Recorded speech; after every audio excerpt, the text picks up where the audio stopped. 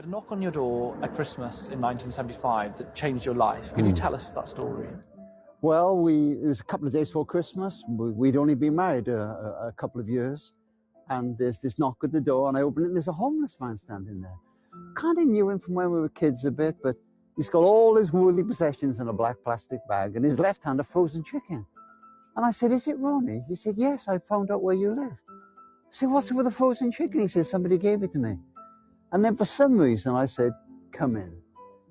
And he came in, and Diane made him a meal, and she ushered me into another room just at the end of the meal. She said, "What are we going to do?" And I said, "What do you mean?" She said, "Well, it's Christmas, he's homeless. Ask him if he wants to stay the night." We didn't have kids then. And he stayed that night, and he never left. He lived with us for 45 years. He died 5 years ago during COVID. Ronnie Lockwood became part of our family.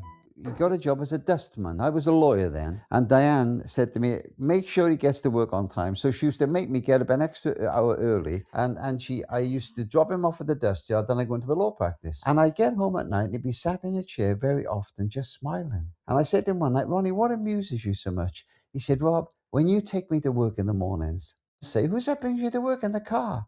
And I say, "Oh, that's my solicitor." and Di and I have talked a lot about that. We don't think he was proud of being taken to work by a lawyer, but we think it may be he never had somebody take him first day of school. He never had perhaps somebody say when he was 11, "How'd it go in the big school today, son?" And now he's almost 30, and at last somebody is at the gate. Yeah. Look how blue his eyes, look there. Ronnie would go down every week and help with the homeless centre. And one day he came home and he had a pair of old trainers on. And I said, "Ron, where's your shoes?" Oh, he said, I gave them to a man. He said he didn't have any shoes, so I gave him my shoes and I had these trainers.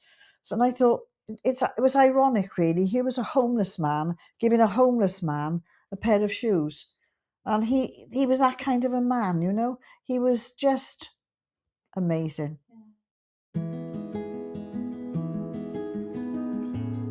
Like and subscribe to experience more heartwarming stories.